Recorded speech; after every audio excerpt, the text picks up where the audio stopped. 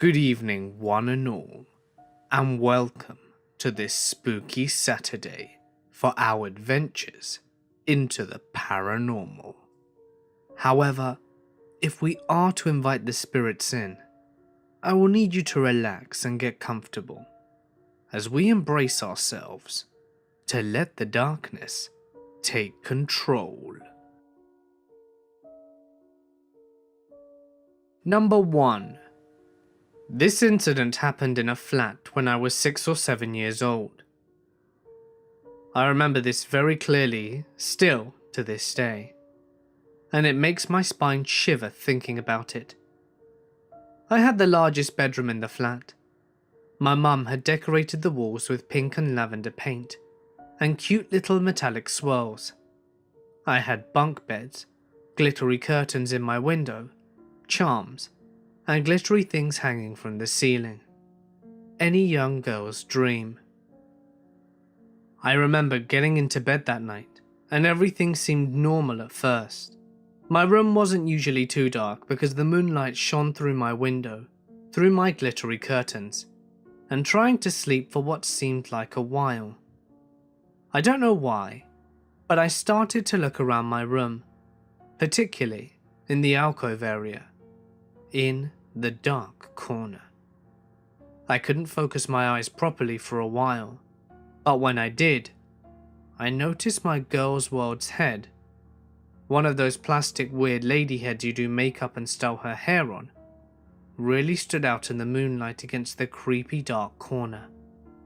I remember going to lay back down in my bed, but I had the urge to look back, and when I did, I was paralyzed with fear.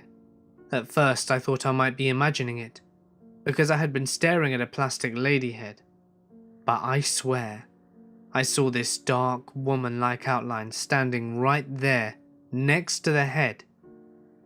It was a dark grey black mist, but in the shape of a woman.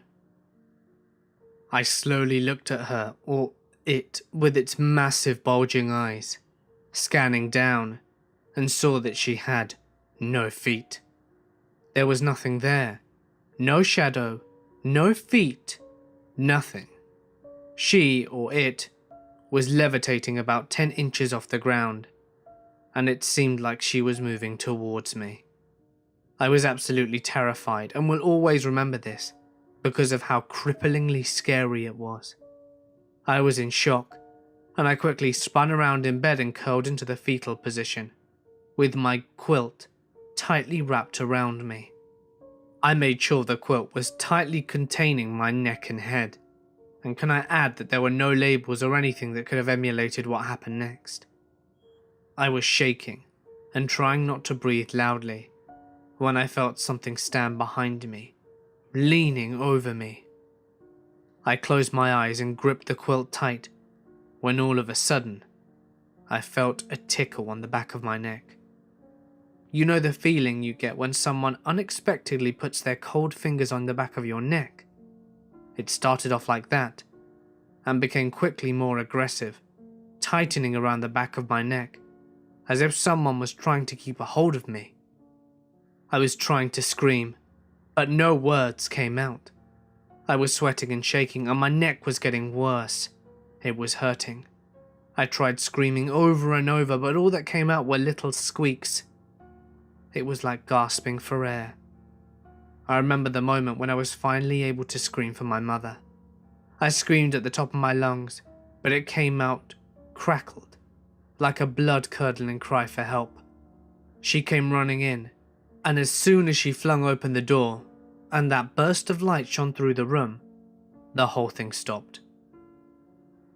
My mum grabbed me out of bed and carried me to the front room cradling, as I sobbed hysterically. To this day she still believes me, and said that even though she has never personally experienced anything paranormal, there was no way I would lie about what I saw, nor my reaction. From then on I slept in my mum's bed for a while, and we moved out shortly after. I'm grateful we haven't needed to go back since. Number 2. So my mother bought a painting of a boy smoking a cigarette. It's not particularly riveting, but she felt she had to have it. Not long after, she gets pregnant with my brother.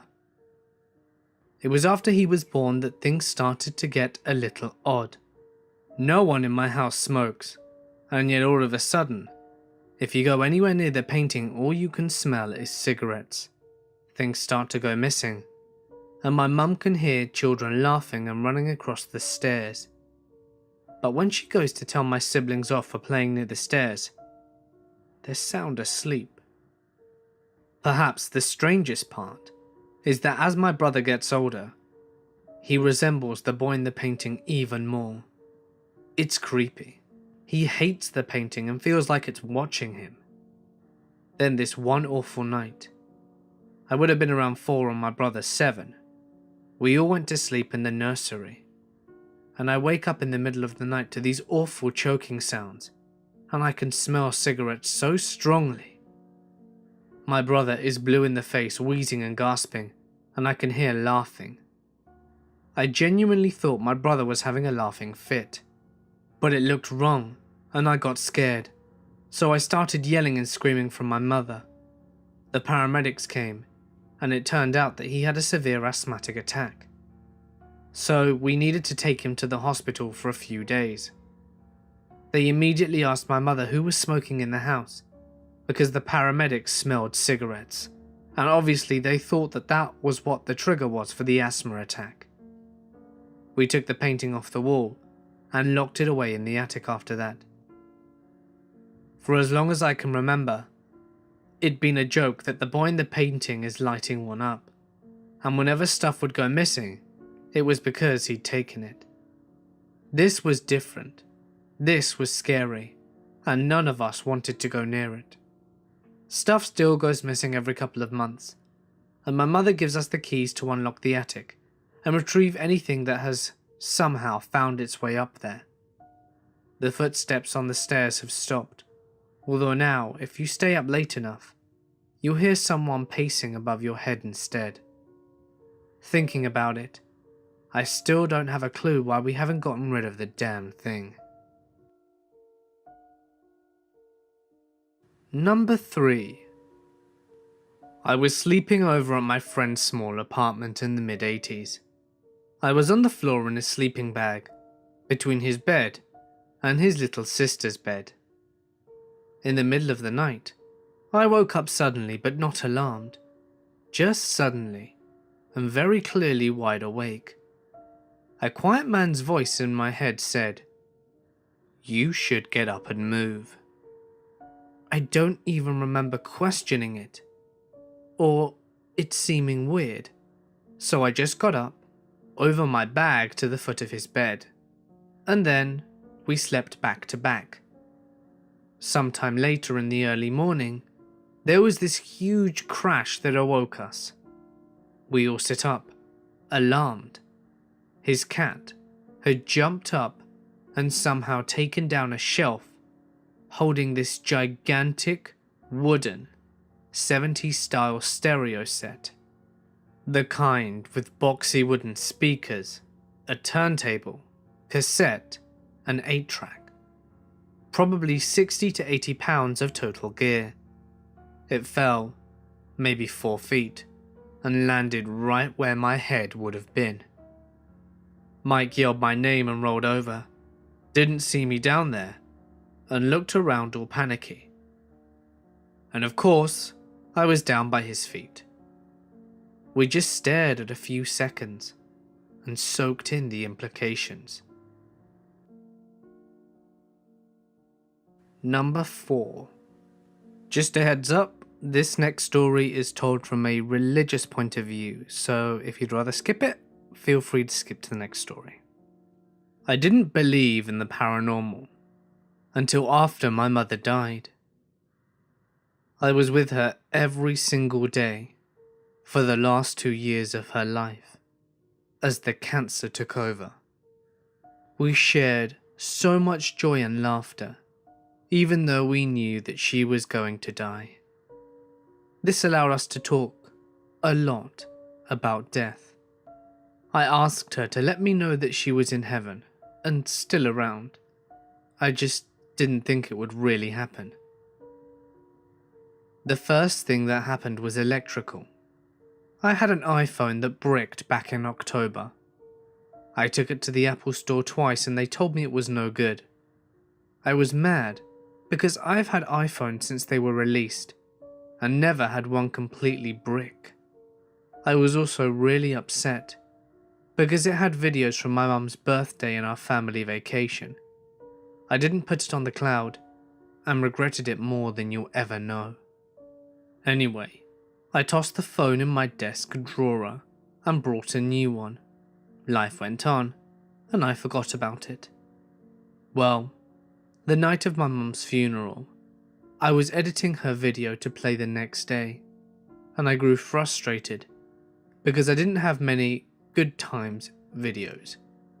At about 2 AM, my phone kept popping up with the little Apple messages that say, "Enter your Apple ID." I kept putting in my Apple ID, and it would pop up yet again. No lie, it did this about 10 times before suddenly it all hit me. I literally said out loud, "There is no way," as I walked into my home office, pulled open the drawer, and sure enough, that dang phone that bricked 7 months ago was now back and fully alive.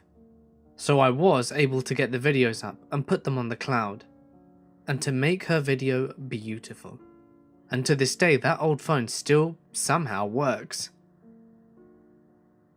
That was just the beginning though. I was scared of birds and my mother knew this. My mother died in April. Well, a couple of weeks later, I refused to get out of bed because this woodpecker started pecking outside my window. I was like, "Are you freaking kidding me?" It drove me crazy because every morning, that thing would start early and it wouldn't stop. Then, on Mother's Day, I kept hearing this knocking against my bedroom window. I look out, and all of a sudden, these little baby birds popped out of one of the flower pots. I don't like birds, but I could appreciate the fact that they were babies, and that it was Mother's Day. I can't explain it, but it made my day seeing new life, and I just knew that in my heart they were meant for me. But that was barely the beginning. Since then, the same grey dove sits outside, literally every single day as I walk the dogs. I travel to work and it never fails. I go outside for a run and there's one single dove sitting there. I've also had odd visitors. One Friday when I was at my lowest point, finances were hard, and I just had the desire to keep moving on. I felt everyone had disappeared now that she was gone. Anyway, the doorbell rang, and it was odd because the dogs never barked. When I opened the door, this maternal Hispanic woman was standing there with a man in a suit. The man said, "We've come to tell you that we're really sorry that you lost your mum." The moment he said that sentence, tears came flowing down my face. I can't explain how much I needed someone to just acknowledge my pain. Anyway, he asked me if they could pray, and explained that the woman didn't speak English. It was the most incredible and surreal moment of my life. Afterwards, they handed me $400 and said that their son owed my dad money, and to give it to him. We were really struggling financially, so I knew my dad would be happy. When he got home, I gave him the money, and my dad looked at me as if I were a ghost. He said, "No one owes me any money, and I don't know anyone by that family name." To this day, we have no idea who the strangers were, but from that moment on, our healing really started. Sometimes things happen where you just know there's a higher power orchestrating it all. It was so hard-headed, but I could no longer deny all of these occurrences. I also became really at peace and happy, and just got back to my normal self. It really sped up my healing, and I knew my mother was at peace, and that one day I'd see her again.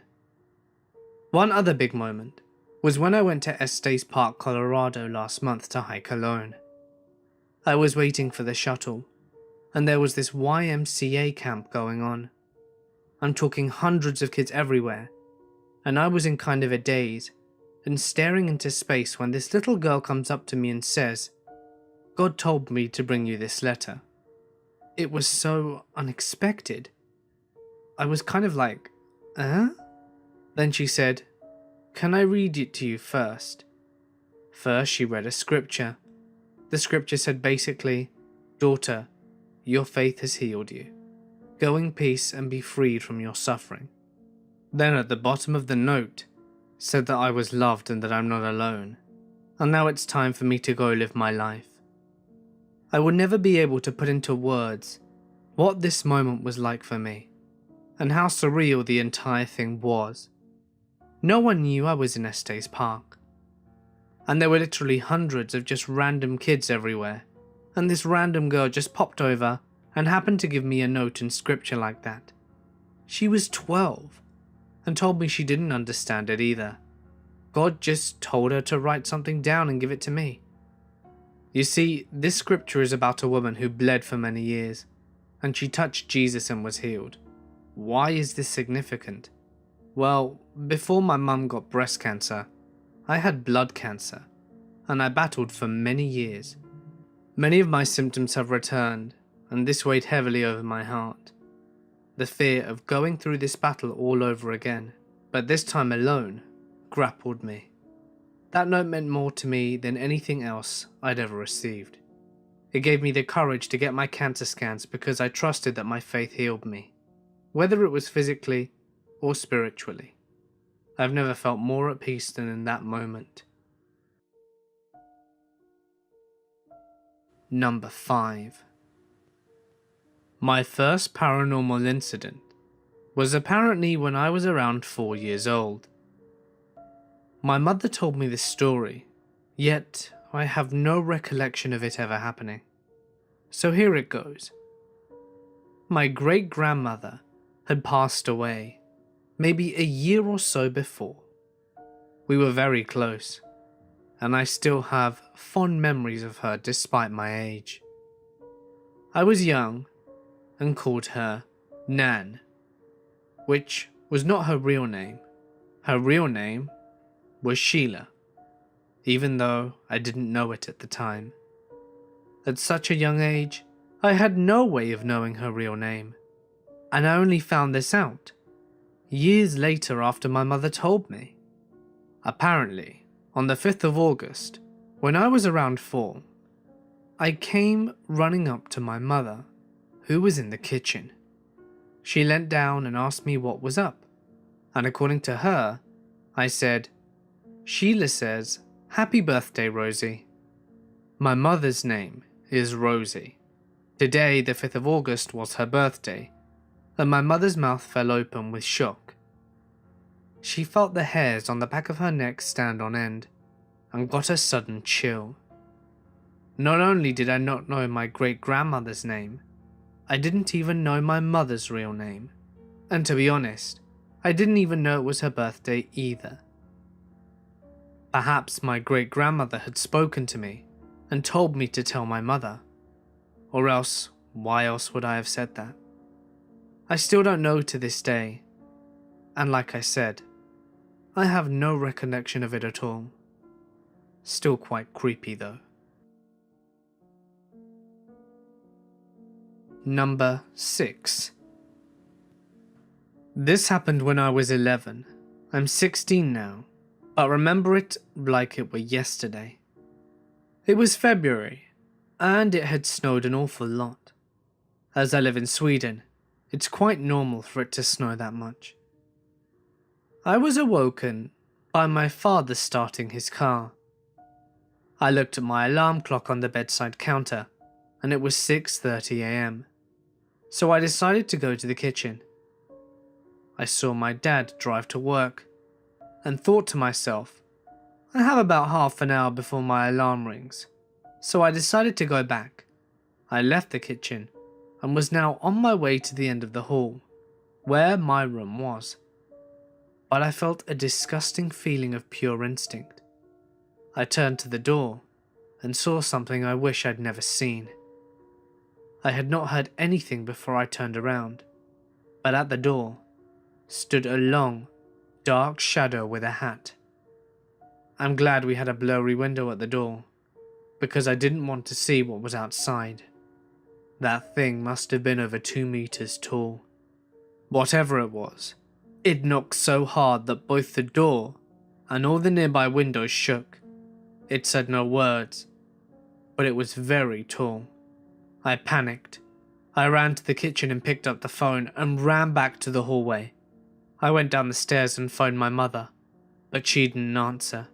Now the tears ran like never before, and then I realized that my friend only lived 300 meters away, so I called her. Fortunately, she answered at that time in the morning, but I couldn't get a word out except that someone was outside. Her mother heard me and the sounds that thing were making. She took the phone and said that they were on their way. She told me to go to the kitchen and look out the window so I can get someone's attention if they're there. I did that, but there was no one around, so I ran back. But then something got even more scary. The shadow had now vanished without a trace, without a noise.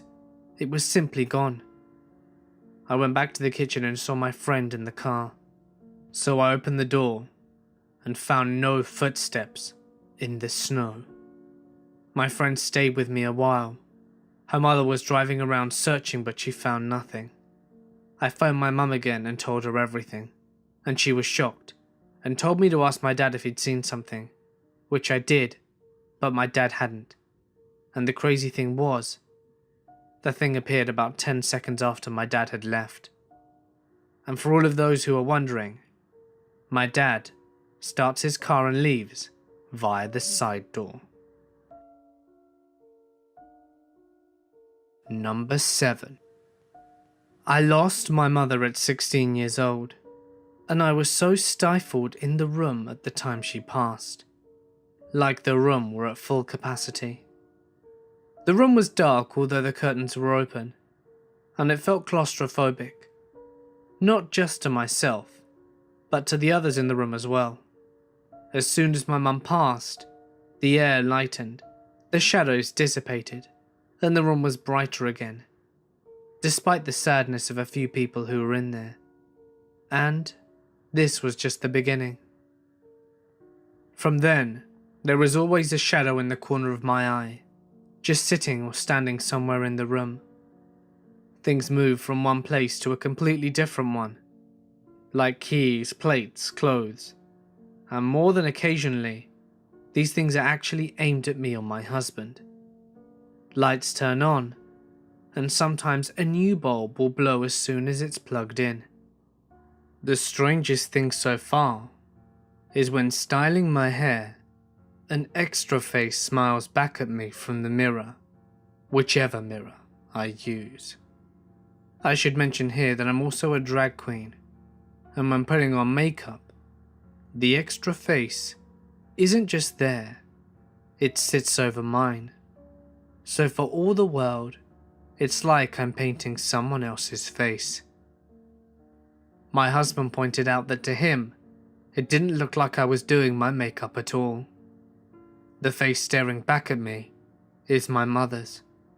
Whilst this might not be the scariest story, it is 100% true account of the things that happen to me on a daily basis, some of which can be very creepy, especially now that they've been going on for over 12.5 years.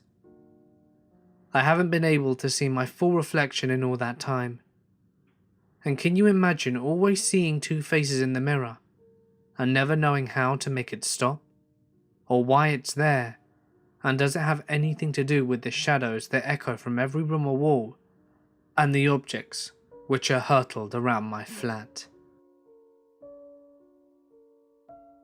Hey guys, it's Mort here, and thank you so much for listening. I'm going to be live streaming tomorrow, so put that in your calendars. Details can be found in the description. I'd love it if some of you guys would come and join me, it would be great fun.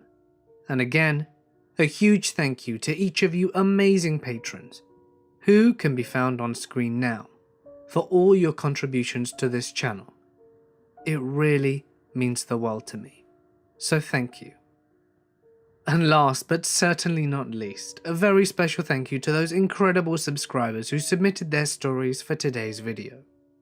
Which, if you enjoyed, I'd really be grateful if you would consider leaving a like and comment, as it would really help me out.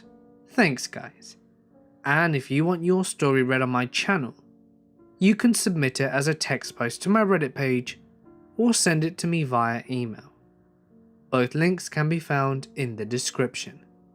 And if you would like to do something truly amazing today to help support the channel, you'll be able to find a link to my Patreon in the description, as well as the links to my social media pages. But anyway, for now guys, I'm gonna sign off. Stay awesome, and I'll see you in the next one.